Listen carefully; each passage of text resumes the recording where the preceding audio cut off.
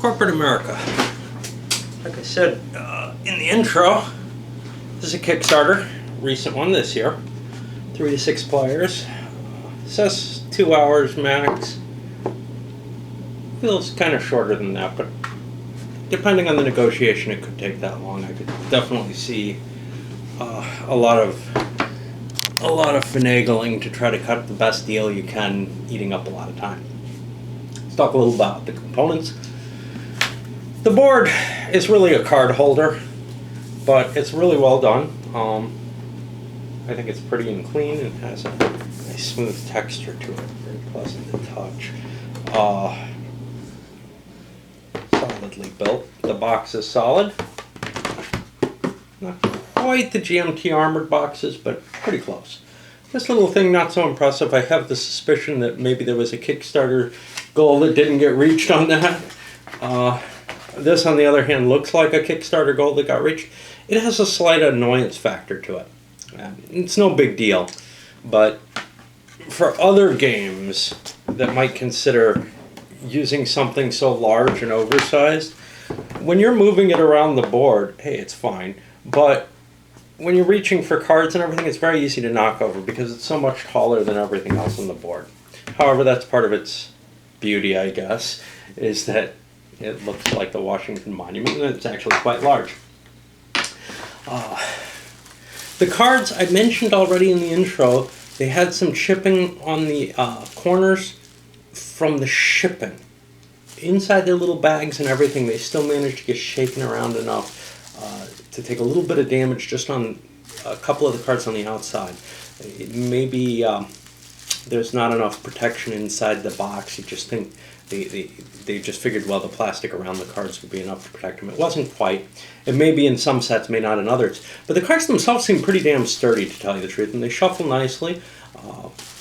I think they're about the right quality of card for a game. That's all I'm going to say there. They're also very readable. There's one misprint on one card where the icon is correct, but the word is wrong. And that's actually the better way to have things, because if the icon was wrong, looking from across the table, you wouldn't be able to tell what it was.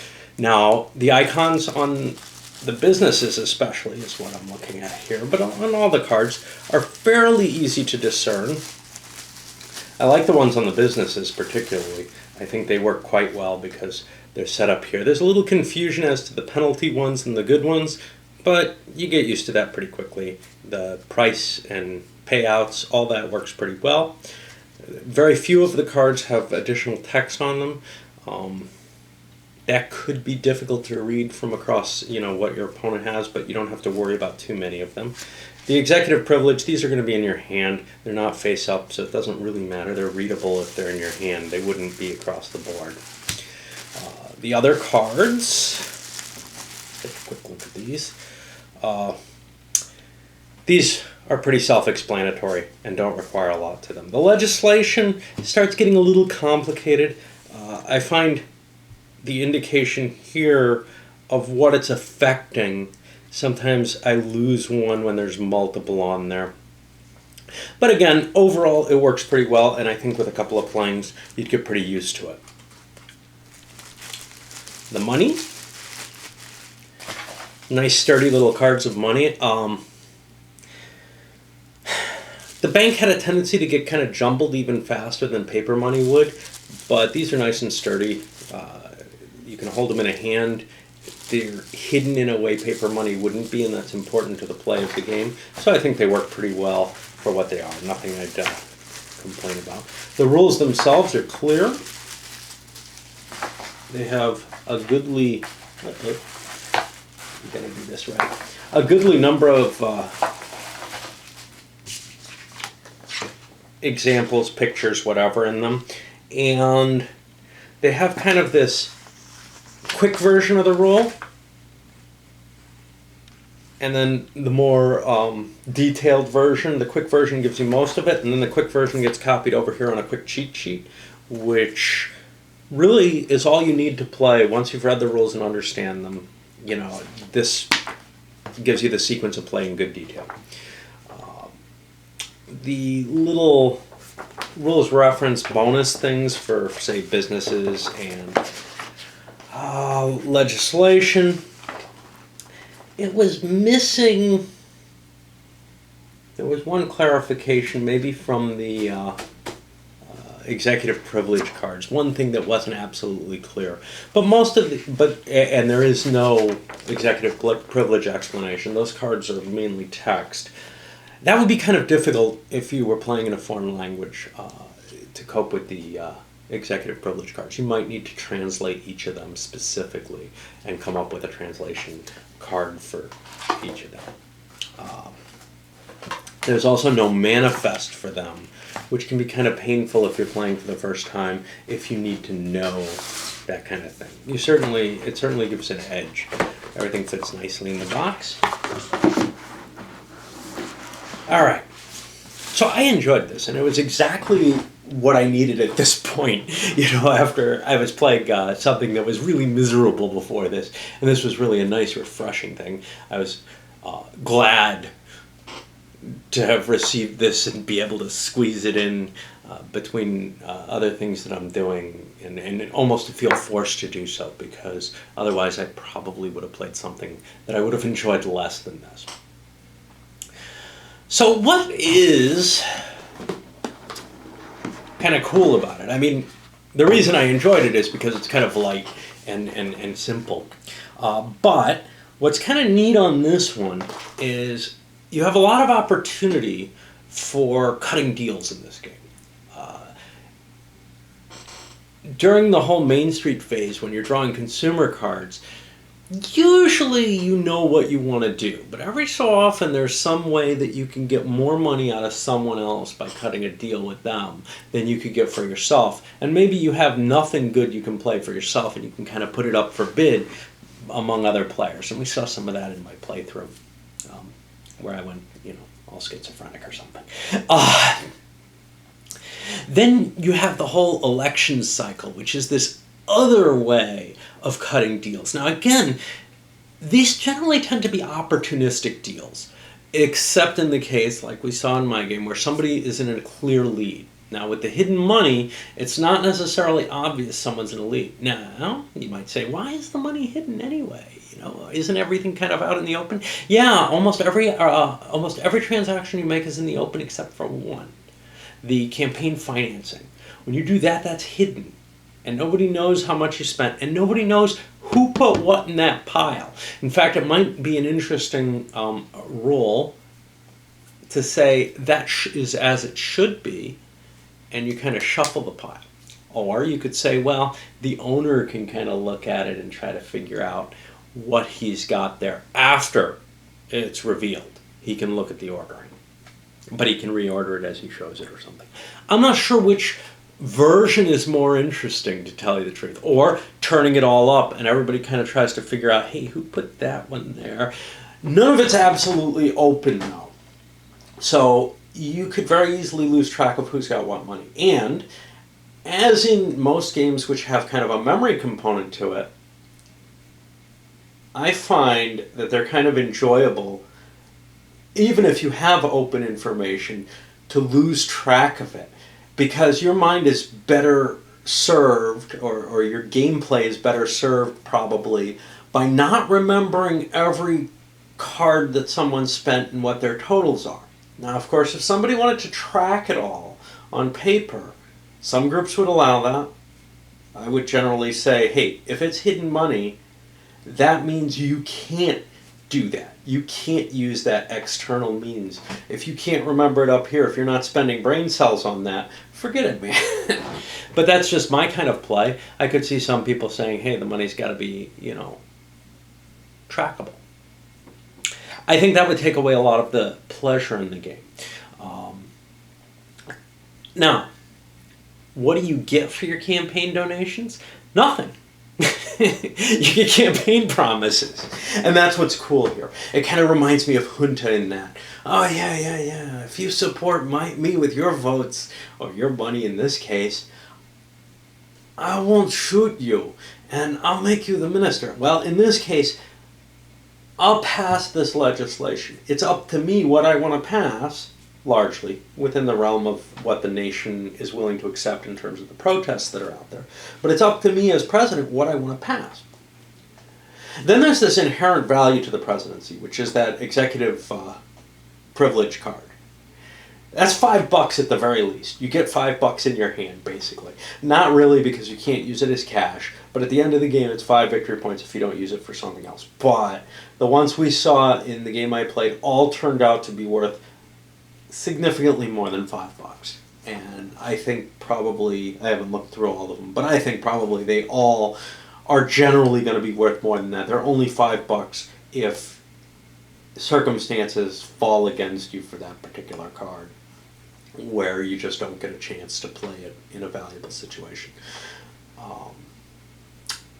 The interesting thing here, though, is your bribes that you make to play a consumer and generate cash for yourself. Well, what you're doing is you're trading victory points, essentially, to another player for more victory points for yourself. So it's a very easy set of small trades, incremental ones that come throughout the course of the play, very unlike, say, Monopoly, which has a couple of big trades, probably not more than a couple per player. In this case, every single time that someone is picking up consumer cards, which is what, 6 of them, no, 8 of them each turn are being done. Every single one of those opens up a reasonable opportunity for somebody to be able to spot a deal in which both the person drawing the cards and the person offering the deal or taking the deal or whatever, and it could be a conglomerate deal with multiple players, can come to a mutual advantage by cutting a deal. It's not going to always happen. In fact, most of the time the cards that you pull will help you enough if you play them in your favor, and will not help someone else so much that it's worth them giving you part of that ride, right? Or it's worth you taking part of that ride in exchange for what you would get otherwise. However, I could definitely see players really bargaining hard on this, especially if they are perceived to be behind in the game. And perception is very important in a game with semi-hidden information like this. If it looks like you're not doing terribly well, you might be able to get better deals than if it looks like you're ahead. It's very likely people will gang up on the person who's in the lead and not cut good deals with them unless they are getting the vast benefit out of that deal. But if it looks like you're behind, you can kind of sandbag people and maybe get fair deals or maybe even deals in your advantage if you can convince them that you're doing much poorer than you are. On the campaign finance, what you're getting there, presumably, are, like I said, these campaign promises, but promises towards enacting legislation that presumably is going to help you. Now, usually you're going to cut your deals with people who already have an alignment of interest with you. There becomes the important question, which one of us gets to be president? Well, how much are you willing to pay? I'm willing to throw in a few bucks to help you be president. Are you willing to throw in, say, $3 towards me?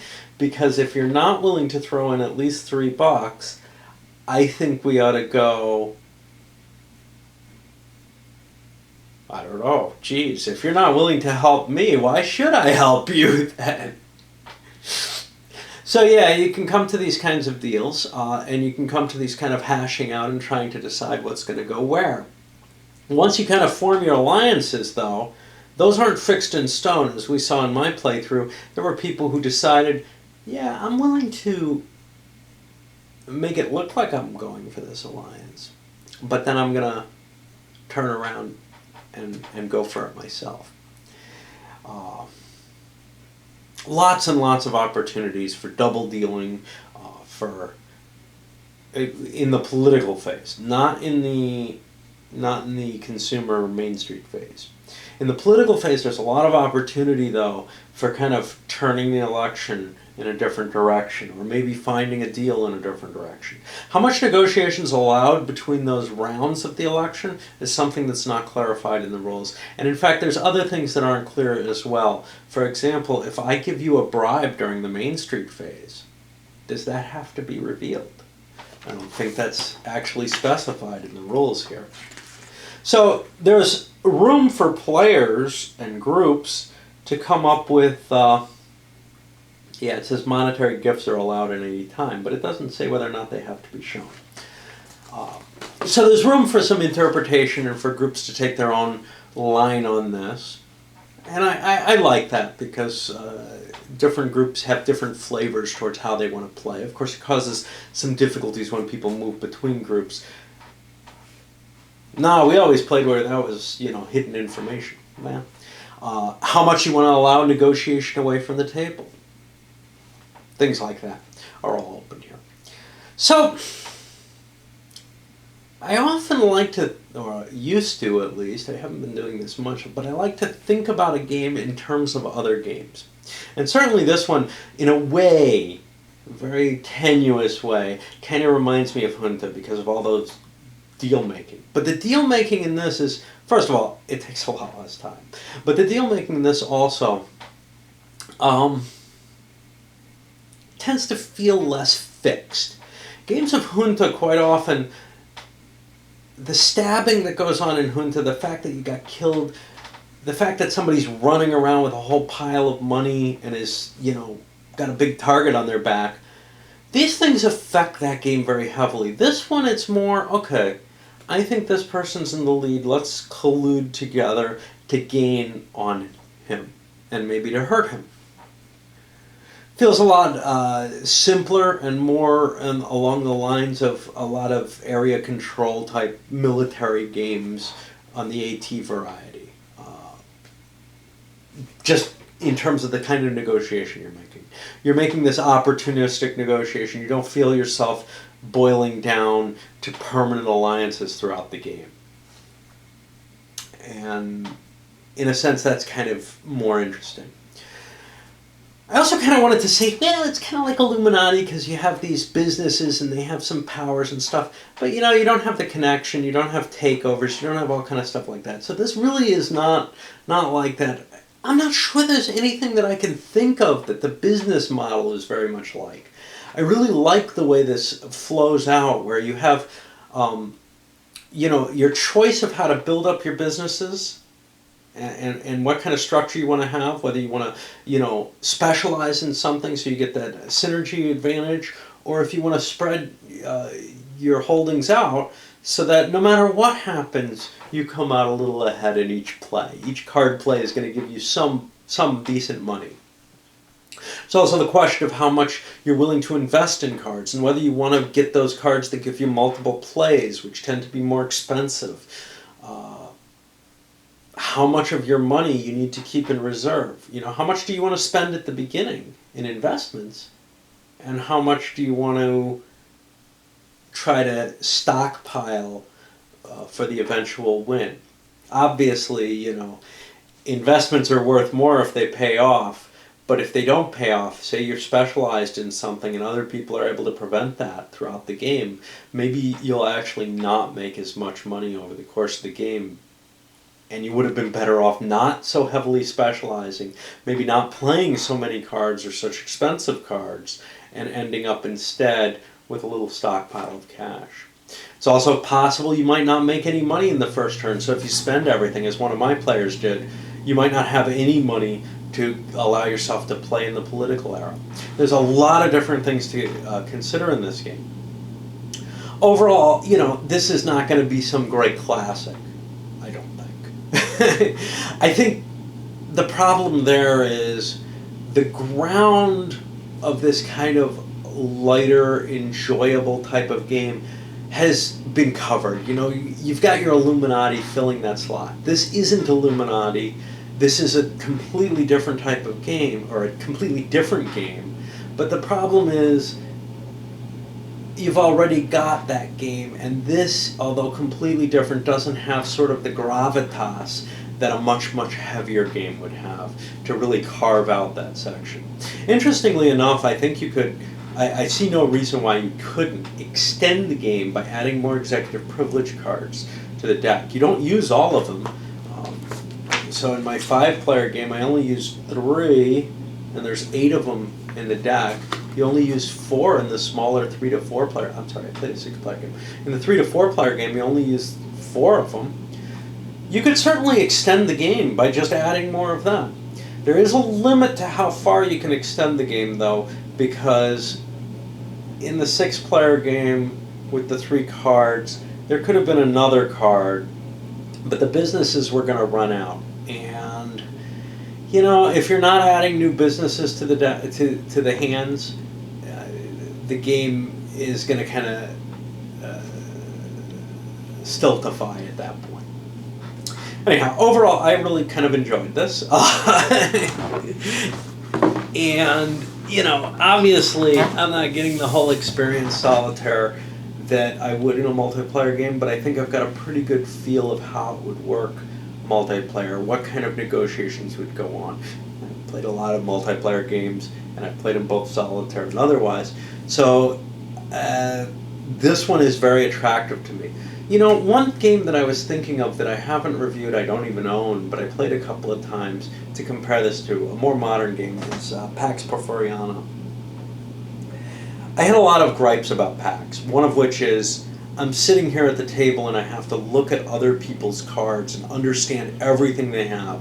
That's missing from this. In this game, I can have a good feeling for what you have.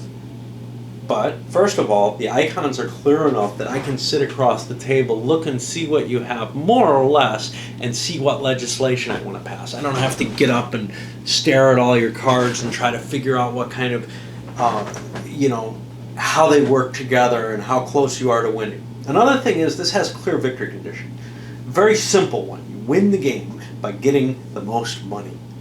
Okay, you've got one goal throughout the game, but multiple paths to get to it. Something like Pax Porfiriana has like these multiple goals. So it's sort of like a cosmic encounter or an Illuminati, where you have to watch everything on somebody's board to make sure they're not going to win right away.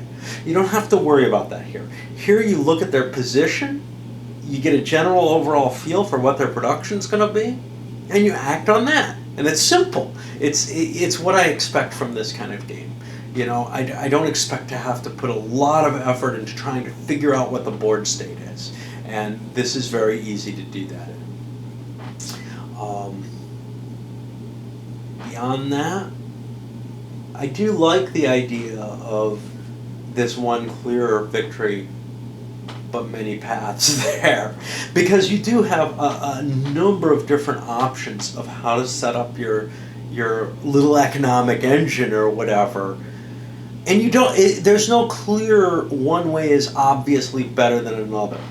There are ways of optimizing within it, but those ways may depend very heavily on your circumstances. So if you're behind, optimizing by specializing and going for the synergy probably will work better than if you're ahead. So the guy who was ahead in the game kind of spread his options out because he had a clear advantage and he wanted to make sure he wouldn't be shut out for the entirety of the game by having many different industries that he was involved in.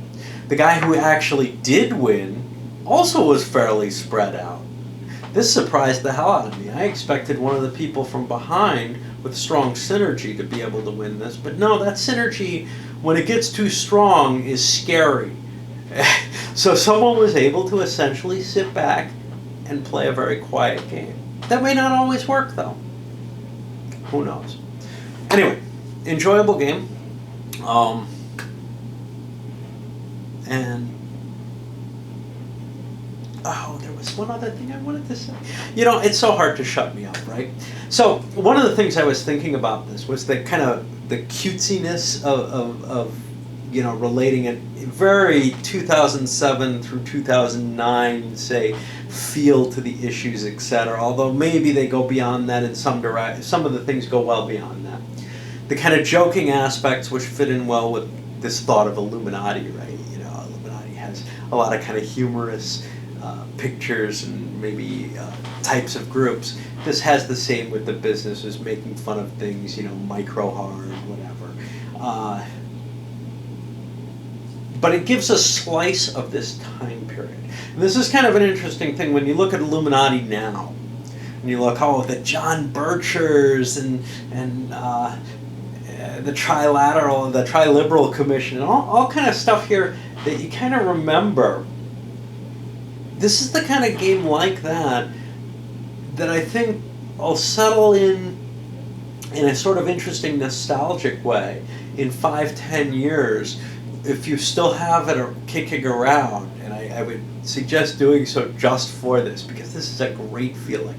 Get this off King Chip, an old computer trivia game too, where you're getting a piece of that memory of your past. Not just yours, but the whole society. It is very American-based, though. I don't know how much that aspect of it would really be terribly pleasing to someone not from America, but it really does latch you into a period not so far back in the past. But I could see in 5 to 10 years this being a really cool nostalgia trip to pull this out and play it. Hacker would be another one that kind of fits in with that. And say, remember when? and I just see that as this sort of added bonus to the whole thing. Anyway, before I think of anything else to say, I hope you enjoyed this presentation.